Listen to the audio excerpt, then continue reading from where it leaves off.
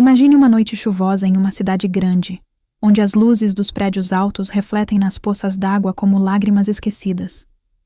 No coração dessa metrópole, há um restaurante elegante chamado La Bella Vista, com mesas cobertas por toalhas brancas impecáveis e velas tremulando suavemente, criando sombras que dançam nas paredes. É lá que nossa história começa, com uma mulher chamada Ana, uma garçonete de 32 anos, cujos olhos castanhos carregam o peso de anos de luta silenciosa. Ana não é apenas uma funcionária. Ela é o tipo de pessoa que sorri mesmo quando o coração dói, que serve cada prato como se fosse uma oferenda de esperança. Mas naquela noite, algo aconteceria que mudaria tudo. Algo que faria o mundo dela desabar e depois renascer das cinzas. O que você faria se visse alguém ser humilhado publicamente, sem motivo, e soubesse que por trás daquela injustiça havia uma verdade escondida, capaz de curar feridas antigas? Ana acordava todos os dias antes do amanhecer, em um apartamento apertado no subúrbio, onde o cheiro de pão velho misturava-se ao som distante de trens passando. Ela era mãe solteira de uma menina de 8 anos, Sofia, que lutava contra uma doença rara no coração, precisando de remédios caros e visitas constantes ao hospital. O pai de Sofia havia desaparecido anos atrás, deixando Ana sozinha para enfrentar o mundo. Todas as manhãs, antes de sair para o trabalho, Ana se sentava à beira da cama de Sofia, observando o peito da menina subir e descer em um ritmo frágil, como se cada respiração fosse uma vitória conquistada a duras penas. "Mamãe, hoje eu vou ficar bem?" Sofia perguntava com voz fraquinha, os olhinhos cheios de uma inocência que partia o coração de Ana. "Claro, meu amor. Você é a menina mais forte que eu conheço", respondia Ana, beijando a testa dela. Mas por dentro, o medo a consumia. O medo de que um dia aqueles remédios acabassem, ou que o hospital ligasse com más notícias. Ela trabalhava no La Bella Vista há 5 anos, limpando mesas, servindo pratos requintados para pessoas que pareciam viver em outro universo. Seus turnos eram longos, os pés doíam no final do dia, mas ela nunca reclamava. "Eu faço isso por ela." Ana sussurrava para si mesma no espelho todas as manhãs, tocando uma foto velha de Sofia sorrindo, com os cabelos cacheados bagunçados pelo vento. A vida de Ana era uma rotina de sacrifícios invisíveis. Economizar cada centavo, pular refeições para comprar remédios e sorrir para os clientes, mesmo quando eles a tratavam como se ela fosse invisível. Mas Ana tinha uma força quieta, uma resiliência forjada no fogo da adversidade. E em seu peito batia um coração que ainda acreditava em bondade, mesmo quando o mundo parecia cruel. Lembre-se de uma tarde chuvosa, semanas antes daquela noite fatídica, quando Ana levou Sofia ao hospital para mais um exame. O corredor era frio, cheirando a desinfetante e preocupação, com paredes brancas que pareciam sugar a cor da vida. Sofia segurava a mão da mãe com força, os dedinhos gelados tremendo ligeiramente. "Mamãe, dói?" perguntou a menina, enquanto a enfermeira preparava a agulha para o exame de sangue. Ana engoliu em seco, forçando um sorriso. "Só um pouquinho, mas eu estou aqui com você, tá? Vamos contar até 10 juntas." Elas contaram, voz entrelaçada, mas quando a agulha entrou, Sofia chorou baixinho, um som que ecoou no peito de Ana como uma facada. Depois, no caminho de volta para casa no ônibus lotado, Sofia adormeceu no colo da mãe, e Ana deixou as lágrimas caírem silenciosamente, molhando os cabelos da filha. "Por que ela? Por que não eu?" pensou Ana, olhando pela janela embaçada, sentindo o peso do universo sobre seus ombros. Aquela cena a perseguia nos sonhos, um lembrete constante de que sua vida era uma batalha diária, onde cada vitória era tingida de dor. Naquela noite no restaurante, o ar estava perfumado com o aroma de ervas frescas e vinhos envelhecidos, e o som de talheres tilintando misturava-se a risadas baixas e conversas murmuradas. Ana se movia com graça entre as mesas, equilibrando bandejas pesadas, o uniforme preto contrastando com sua pele morena. Entre os clientes, destacava-se um homem chamado Victor Almeida, um suposto empresário rico, conhecido como VIP pelos funcionários. Victor era alto, com cabelos grisalhos impecavelmente penteados, vestindo um terno sob medida que gritava poder e privilégio. Ele chegava sempre com uma comitiva de amigos falsos, exigindo a melhor mesa, o melhor vinho, e tratando todos ao redor como se fossem seus servos. "Eu sou o tipo de cliente que faz esse lugar sobreviver", ele costumava dizer, com um sorriso arrogante que não chegava aos olhos. Ana o servia com paciência, ignorando os comentários sarcásticos sobre o serviço ser lento como uma tartaruga. Mas naquela noite, algo estalou.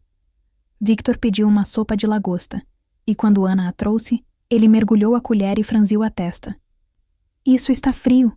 Como ousam servir isso para mim?" Ele gritou, a voz ecoando pelo salão, fazendo cabeças se virarem. O que veio em seguida foi como um soco no estômago. Victor ergueu o prato e, com um gesto deliberado e cruel, jogou a sopa quente no rosto de Ana. O líquido escaldante escorreu por sua blusa, queimando a pele, enquanto pedaços de lagosta grudavam em seus cabelos. O salão ficou em silêncio absoluto, o tipo de silêncio que sufoca, onde você pode ouvir o coração de alguém se partindo. Ana ficou parada, os olhos arregalados de choque, as lágrimas se misturando ao caldo pegajoso em seu rosto. A dor física era aguda, mas a humilhação era pior, como se cada gota de sopa carregasse anos de desprezo acumulado. "Sua incompetente! Você acha que pode trabalhar aqui e estragar minha noite?" Victor berrou, levantando-se da cadeira, apontando o dedo para ela como uma arma. Os outros clientes murmuravam, alguns chocados, outros fingindo não ver, mas ninguém interveio. Ana sentiu o mundo girar. Suas mãos tremiam enquanto limpava o rosto com o avental, o cheiro de frutos do mar impregnando sua pele. Dentro dela, uma revolta crescia, misturada a uma dor profunda. Não só pela humilhação, mas pela lembrança de todas as vezes que engoliu o orgulho por Sofia. "Por favor, senhor, foi um acidente." Ela murmurou, a voz falhando, mas Victor não parava. "Chamem o gerente. Essa mulher precisa ser demitida agora." Ele exigia, batendo na mesa, fazendo os copos tremerem. Enquanto Ana se encolhia, tentando conter as lágrimas que agora fluíam livremente, o gerente do turno, um homem nervoso chamado Paulo, apareceu correndo. "Senhor Almeida, por favor, acalme-se. Vamos resolver isso," ele disse, lançando um olhar apologético para Ana, mas sem defendê-la. Paulo sabia que Victor era um cliente importante, daqueles que gastavam fortunas e podiam arruinar a reputação do lugar com uma postagem nas redes sociais. Ana foi levada para os fundos da cozinha, onde se sentou em uma cadeira velha, o corpo tremendo de frio e choque. Os cozinheiros a olhavam com pena, oferecendo água e toalhas, mas ninguém dizia nada. Ali, sozinha no canto escuro, Ana desabou. Ela abraçou os joelhos, o choro vindo em ondas sufocantes, cada soluço ecoando as memórias de sua vida. A infância sem pai, a morte da mãe em um hospital frio, o abandono do pai de Sofia. "Por que tudo isso? O que eu fiz de errado?" Ela sussurrou entre lágrimas, tocando a queimadura no braço, que latejava como um lembrete vivo da crueldade humana. Uma cozinheira idosa, Maria, aproximou-se devagar, colocando uma mão no ombro de Ana. "Filha, o mundo é assim, mas você é forte. Lembre-se da sua menininha." Ana ergueu os olhos vermelhos, assentindo, mas o peso era esmagador. "Ela precisa de mim, Maria. Como eu vou enfrentar isso amanhã?" Mas então, algo inesperado aconteceu.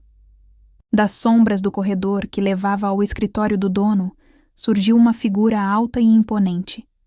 O senhor Eduardo Rossi, o proprietário do La Bella Vista, um homem de 60 anos que raramente aparecia no salão, preferindo gerenciar tudo de longe. Eduardo tinha cabelos brancos como neve, olhos penetrantes que pareciam carregar segredos antigos e uma presença que comandava respeito sem esforço. Ele havia construído o restaurante do zero, transformando um sonho em um império. mas poucos sabiam de sua vida pessoal, uma vida marcada por perdas e arrependimentos. Naquela noite, ele estava no escritório revisando contas quando ouviu a comoção. Caminhando devagar pelo salão, ele parou na mesa de Victor, o rosto impassível, mas os olhos flamejando com uma intensidade contida. "O que está acontecendo aqui?" perguntou, a voz grave ecoando como um trovão distante. Victor, ainda exaltado, apontou para Ana, que havia sido chamada de volta ao salão. "Essa garota arruinou minha refeição. Joguei a sopa nela para ensinar uma lição. Exijo que ela seja demitida", ele disse, com um tom de superioridade que fez o estômago de todos revirar. Eduardo olhou para Ana, que estava ali, cabeça baixa, o uniforme manchado, o rosto vermelho de vergonha e queimaduras leves. Algo em seus olhos mudou. Uma suavidade, um reconhecimento profundo que ninguém mais notou. Ele se virou para Victor e, com uma calma que gelava o ar, disse: "Você acha que pode tratar as pessoas assim porque tem dinheiro? Mas e se eu te disser que há uma verdade aqui que você não conhece?" O salão prendeu a respiração. Victor riu, descrente. "Que verdade? Ela é só uma garçonete." Eduardo então ergueu a voz, não em raiva, mas em uma revelação que cortava como uma lâmina afiada. "Ana não é só uma garçonete. Ela é minha filha." As palavras pairaram no ar, pesadas como chumbo. Ana ergueu os olhos, confusa, o coração acelerando. Victor empalideceu, balbuciando: "O quê? Isso é ridículo." Mas Eduardo continuou, a voz agora trêmula de emoção contida. "Há 25 anos eu era um homem diferente, casado com a mãe de Ana. Tínhamos uma vida simples, mas eu sonhava grande. Deixei minha família para perseguir riqueza, achando que o dinheiro traria felicidade. Minha esposa morreu de tristeza e doença, e Ana foi criada por parentes distantes. Eu a procurei por anos, mas ela mudou de nome, se escondeu nas sombras da vida. Quando soube que ela trabalhava aqui, comprei o restaurante inteiro só para ficar perto, para protegê-la sem que soubesse, até agora." As lágrimas agora rolavam pelo rosto de Eduardo. E Ana, atordoada, deu um passo à frente, as memórias fragmentadas de infância voltando como flashes. Um pai ausente, promessas quebradas, mas também momentos de amor fugaz, como quando ele a levava para passear no parque e contava histórias de estrelas. "Pai", ela sussurrou, a voz quebrada, e ele assentiu, abrindo os braços. Mas antes do abraço, Ana hesitou, uma onda de raiva misturada à dor subindo em seu peito. "Você me abandonou. Eu chorei noites inteiras esperando você voltar. Mamãe morreu sozinha porque você escolheu o dinheiro." Ela gritou, as lágrimas escorrendo, o corpo tremendo. Eduardo baixou a cabeça, os ombros caindo como se carregassem o peso de décadas. "Eu sei, filha. Eu vivo com isso todos os dias. Eu via você aqui servindo mesas e meu coração se partia. Eu mandava anonimamente dinheiro para o hospital de Sofia, mas nunca tive coragem de me aproximar. Perdoe-me, por favor." O salão assistia em silêncio, tocado pela vulnerabilidade crua. Ana, após um momento eterno, avançou e se jogou nos braços dele, o choro de ambos se misturando em um som catártico, como se anos de dor fossem lavados ali, na frente de estranhos que agora pareciam testemunhas de um milagre. Victor, humilhado, tentou se defender. "Eu não sabia. Eu sou um cliente importante." Eduardo o encarou friamente, ainda abraçando Ana. "Importante? Você é o tipo de homem que eu me tornei. Egoísta, cruel. Mas eu aprendi que a verdadeira riqueza está nas pessoas que amamos, não no que possuímos. Saia daqui e reflita sobre isso." Victor saiu apressado, o orgulho em pedaços, enquanto os clientes aplaudiam, tocados pela cena. Ana sentiu uma onda de esperança invadir seu peito. Com o apoio do pai, Sofia receberia o tratamento necessário, e a vida, finalmente, parecia justa. Mas a emoção não parou ali. Mais tarde, naquela mesma noite, Eduardo levou Ana para seu escritório, um lugar aconchegante com fotos antigas nas paredes. Ele pegou uma caixa velha do armário, cheia de cartas nunca enviadas, desenhos que Ana fazia quando criança e uma pulseira que pertencera à mãe dela. Eu guardei tudo isso, esperando o dia em que pudesse te entregar, disse ele, a voz embargada. Ana tocou os itens, as lágrimas voltando ao lembrar da mãe lendo histórias para ela à noite.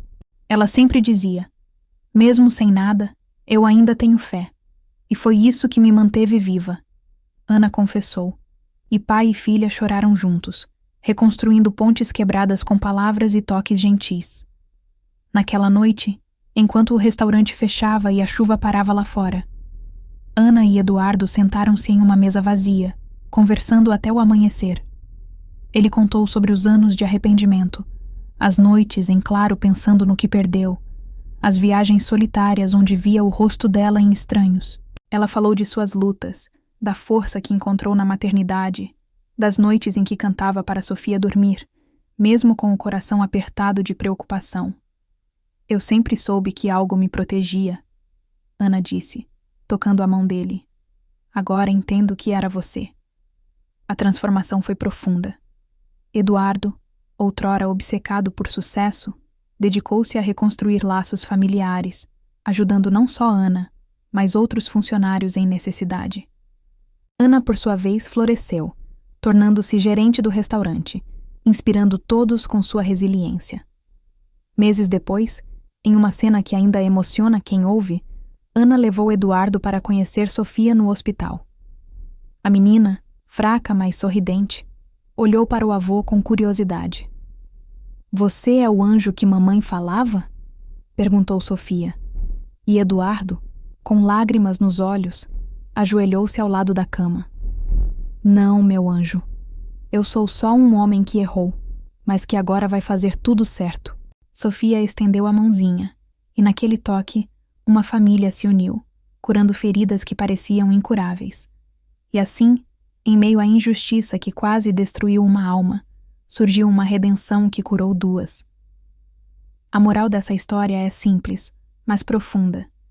Nunca julgue alguém pela aparência ou posição, pois a verdade pode estar escondida em camadas de sofrimento e amor não dito. O perdão não apaga o passado, mas constrói um futuro melhor. Se essa história te tocou, fazendo você refletir sobre as pessoas ao seu redor, compartilhe com alguém que precisa ouvir. Você já viveu uma injustiça que se transformou em bênção? Conte nos comentários. E se ela falou ao seu coração, inscreva-se no canal, porque histórias como essa nos lembram que no final o que importa é a humanidade que compartilhamos.